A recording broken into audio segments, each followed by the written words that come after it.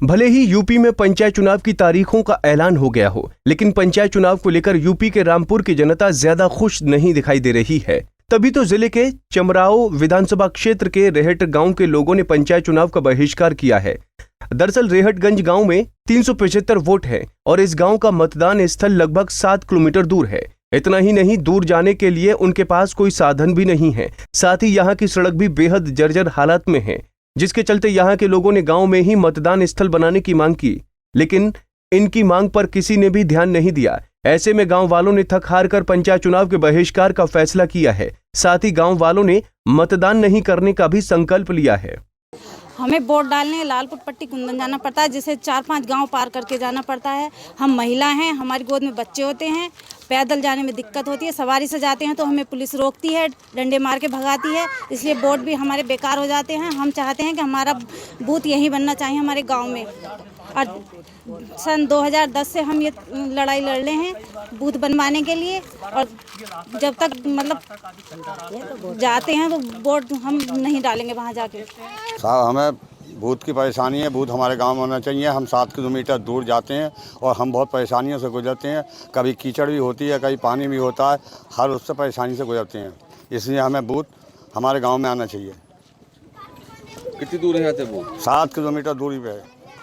तो कहाँ अधिकारियों से बताया आपने? नहीं बताया? बताया था, हम तो सन 2010 से बता रहे हैं। हाँ, मगर कोई हमारी सुनते ही नहीं, इसलिए हम अब वोट देना नहीं चाहते। वहीं जब गांव की समस्या को लेकर अपर जिला अधिकारी से बात की गई तो उन्होंने बताया कि रेहटगंज गांव की समस्या को लेकर उप जिला अधिकारी को निर्देशित किया गया है। वो गांव में जाकर ग्रामीणों से बातचीत कर उनकी समस्या का निस्तारण करेंगे। आज ये बात आई है 127 नंबर का हमारा केंद्र है लालपुर पट्टी का, जिसमें 2 हमारे बूथ हैं, 296 नंबर, 297 नंबर, और उसमें से वो पार्ट है उसका जो रेहटगंज है।